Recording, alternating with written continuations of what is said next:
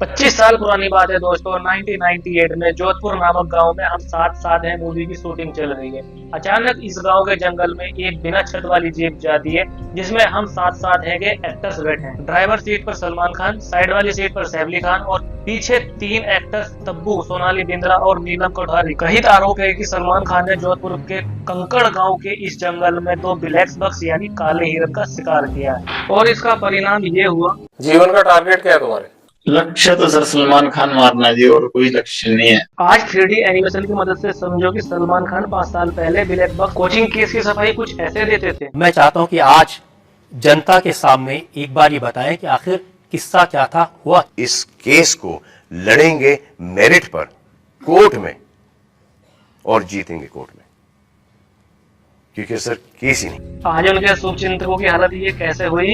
मेरे सलमान भाई की तरफ से मैं माफी मांगती हूँ। मैं माफ कर दो भैया। मैं ये लो भाई, मैं सलमान खान की तरफ से मैं बिश्नोई समाज से माफी मांगती हूँ कि भैया माफ कर दो। और मोस्ट इम्पोर्टेंट, एक जेल में बंद बैठा हुआ गैंगस्टर लॉरेंस बिश्नोई आखिर कैसे सिद्धू मूसेवाला को मरवा सकता है एंड बाबा सिद्दीकी को, कैसे इंडिया में 1000 प्लस शूटरों से कनेक्टेड है और कैसे बीकानेर और थाईलैंड तक इसी गैंग फैली हुई है। लेकिन सबसे पहले ये समझते हैं लॉरेंस बिश्नोई एक स्टूडेंट से गैंगस्टर कैसे बन गया। बात 12 फरवरी 1993 की है। फिरोजपुर पंजाब के एक गांव में लॉरेंस बिश्नोई का जन्म हुआ। लॉरेंस बिश्नोई के पिताजी हरियाणा पुलिस में नौकरी करते थे।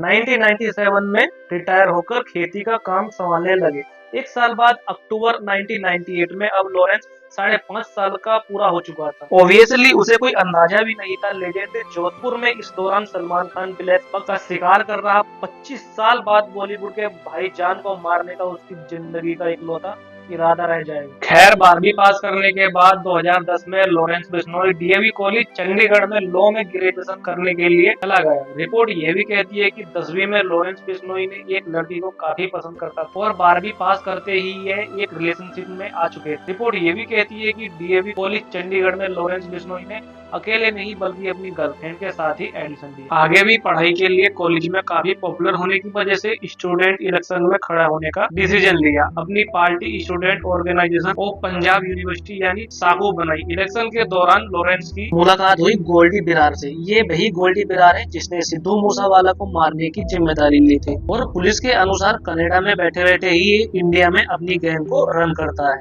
खैर काफी मेहनत के बाद भी लॉरेंस बिश्नोई ये इलेक्शन हार गया और पार्टीज के बंदों के साथ उसकी दुश्मनी चलती रहती है, इसलिए उसने एक गन खरीद ली। लॉरेंस बिश्नोई की दुश्मनी कॉलेज में बढ़ती गई और 2011 में धीरे धीरे दुश्मनी ने शूट आउट और गैंगवार का रूप ले लिया। इस शूट आउट की वजह से उस पर एफआईआर हुई। लेकिन इस बात पर ध्यान दो कि रिपोर्ट ये भी है लॉरेंस बिश्नोई ने एक पक्के अपराधी का रूप तब लिया जब उसकी गर्लफ्रेंड को अपोजिशन पार्टी वालों ने जिंदा जला दिया। बस अब लॉरेंस बिश्नोई की एंट्री दहशत की दुनिया में हो चुकी थी। बदला लेने के लिए उसने अपने कनेक्शन बढ़ाने शुरू कर दिए। जाने माने क्रिमिनल जैसे जग्गू भगवानपुरिया एंड रॉकी के साथ उसने हाथ मिला लिया। वह कांड करता, पकड़ा जाता, जेल जाता और कनेक्शन की मदद से छूट जाता। ये होता रहा, लेकिन एक दिन राजस्थान पुलिस के साथ शूटआउट में उसे घर दबोचा गया और जयपुर में जवाहर सर्कल पुलिस थाने में बंद कर दिया। तब से लेकर आज तक लॉरेंस बिश्नोई का अलग अलग जेलों में ट्रांसफर होता रहा है, लेकिन वह अभी पुलिस के गिरफ्त नहीं। अब इससे पहले हम ये समझे लॉरेंस बिश्नोई जेल में बैठे बैठे सलमान खान को मारने की प्लानिंग आखिर कर कैसे रहा। जरूरी है ये समझना सलमान खान की जान लेने के लिए वो इतना कमिटेड क्यों है। देखो लॉरेंस बिश्नोई, इसके सरनेम पर फोकस करो। बिश्नोई 20 नो, जी हाँ, ये बिश्नोई कम्युनिटी 20 और 9 यानी 29 नियमों को फॉलो करती है। मान्यता ये है कि असली बिश्नोई वही है जो इन 29 रूल्स को फॉलो करता है। इन नियमों में ये भी लिखा है कि दारू नहीं पीना, अमावस्या को व्रत रखना है, नीले कलर के कपड़े नहीं पहनने, सुबह सूर्योदय होते ही नहाना है, मोस्ट इम्पोर्टेंटली जानवरों और पर्यावरण को सुरक्षित रखना है। इस 5वें पॉइंट की इम्पोर्टेंस आप इस इमेज की मदद से समझो। एक बिश्नोई महिला एक हिरन को स्नान करवा रही है। ये ब्लैक बक्स आपके लिए और मेरे लिए एनिमल हो सकते हैं, लेकिन बिश्नोई समाज के लिए पालतू और पूजनीय हैं। लोग इस बात के लिए बिश्नुओं को परहेज भी करते हैं। दुनिया को ग्लोबल वार्मिंग का ग मालूम नहीं था। सदियों से ये मेरा वैष्णवी समाज के लोगों ने पर्यावरण की रक्षा के लिए बलिदान दिए। कम्युनिटी ब्लैक बक्स को बच्चों की तरह पालती है और दुखद तौर पर ऐसा कथित आरोप है कि सलमान खान ने इनके बच्चों को यानी काले हिरणों का शिकार किया है। पर बेट क्या सलमान खान ने सच में ही काले हिरणों का शिकार किया? तो चलो ब्लैक बक्स केस में आपको विटनेस साइड स्टोरी। बात राजस्थान के जोधपुर में कंकाड़ी गांव में 25 साल पहले 1998 में 1 और 2 अक्टूबर की मध्य रात को जोगाराम जी को अचानक गोली चलने की आवाज आती है। मेरे को ठीक है, आपने सबको कोर्ट में पहचाना, लाइट में देखा था आपने? हाँ, लाइट में देखा। तो ये लाइट आज चांदनी रात थी। चांदनी रात थी। चांदनी रात थी। आज चांदनी रात है। गोलियों की आवाज सुनकर जोगाराम जी बाकी लोगों के साथ लठ डंडों को लेकर मौका वारदात की जगह पर पहुंचते हैं। उन्हें वहां पहुंचकर जिप्सी दिखाई दी। जिप्सी में 7 लोग बैठे हैं। ऐसे ही गांव वाले मौका वारदात पर पहुंचते हैं। वे देखते हैं कि 2 हिरन मरे हुए हैं। उन्हें इस बात का अंदाजा हो चुका है कि इन जिप्सी वालों ने ही इनका शिकार किया है। गुस्से में आकर जब गांव वालों ने लाठी डंडा बरसाना शुरू किया, जिप्सी में बैठी लेडीज चिल्लाने लगी और ड्राइवर उन सबको चिल्लाकर चुप कराता है। कुछ रिपोर्ट इतनी प्रीसियस भी है कि तब्बू चिल्ला रही थी और सलमान खान उनको चुप रहने के लिए बोल रहे थे। इतनी पूरी हलचल में गांव वालों ने जिप्सी का नंबर नोट किया और ये बात बड़ी दिक्कत बनी सलमान खान के लिए। अब जिप्सी का नंबर पुलिस थाने में दिया गया तो पता चला जिप्सी किसी यादव के नाम से रजिस्टर है। यादव साहब से पूछताछ करने के बाद पता चला कि उन्होंने जिप्सी किराए पर दे रखी थी फिल्म यूनिट को। उन्होंने डिटेल्स में बताया कि जोधपुर के किसी पैलेस में एक फिल्म की शूटिंग चलते कुछ एक्टर रुके हुए हैं। फिल्म की टीम को जिप्सी किराए पर दी गई थी।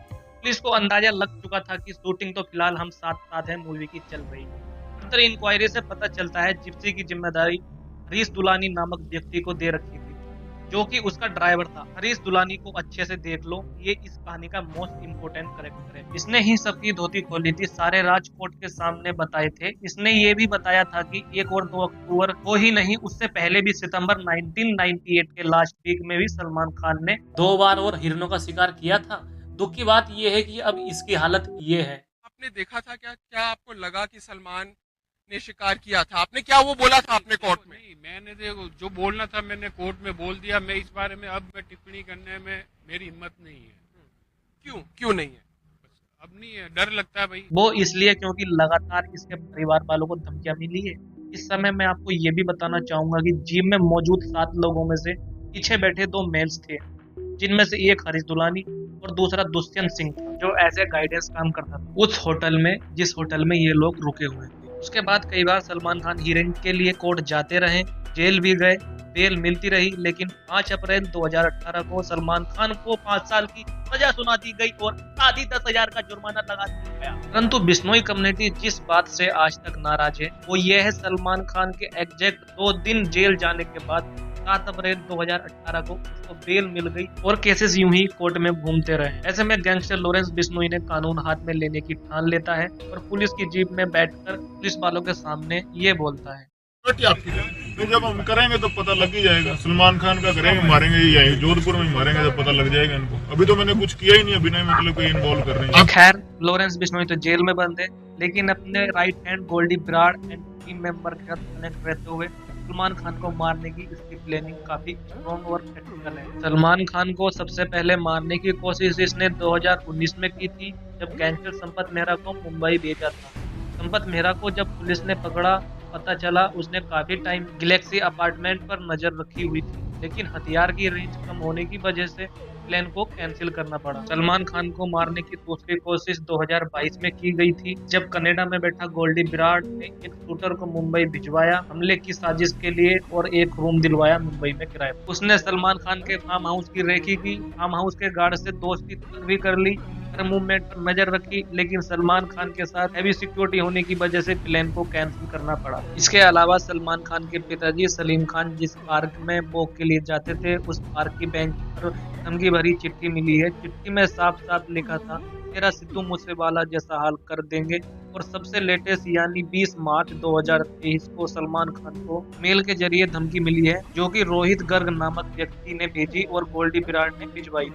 अगेन वही सेम बात लिखी थी, क्या तो माफी मांगे वरना तो जान जाएगी। ये माफी मांगने वाला मसला ये है कि लॉरेंस बिश्नोई कहता है कि मैं सलमान खान की जान नहीं लूंगा, माफ कर दूंगा और यहाँ तक उसके पैर भी पकड़ लूंगा, सिर्फ और सिर्फ हम बिश्नोइयों के मुक्तिधाम मंदिर में जाकर माफी मांग ले। तो कैसे आप माफी चाहते हैं?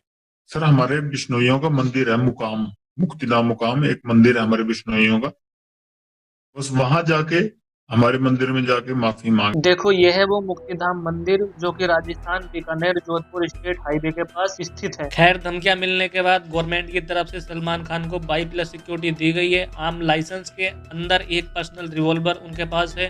निशांसी की हाई सिक्योरिटी बुलेट प्रूफ गाड़ी अपग्रेड कर ली गई है। 22+ सिक्योरिटी का मीनिंग है इसमें 11 सिक्योरिटी पर्सनल इन्वॉल्व होंगे, जिसमें 2 PSOs यानी personal security officers rational basics पर हर वक्त आसपास रहेंगे। 1 या 2 NSG कमांडो भी रहेगा। कहानी का मतलब ये है कि सलमान खान माफी मांगने के लिए रेडी नहीं है और लॉरेंस ठेड़ा गैंगस्टर तो उससे पीछे हटने की उम्मीद कर नहीं सकते।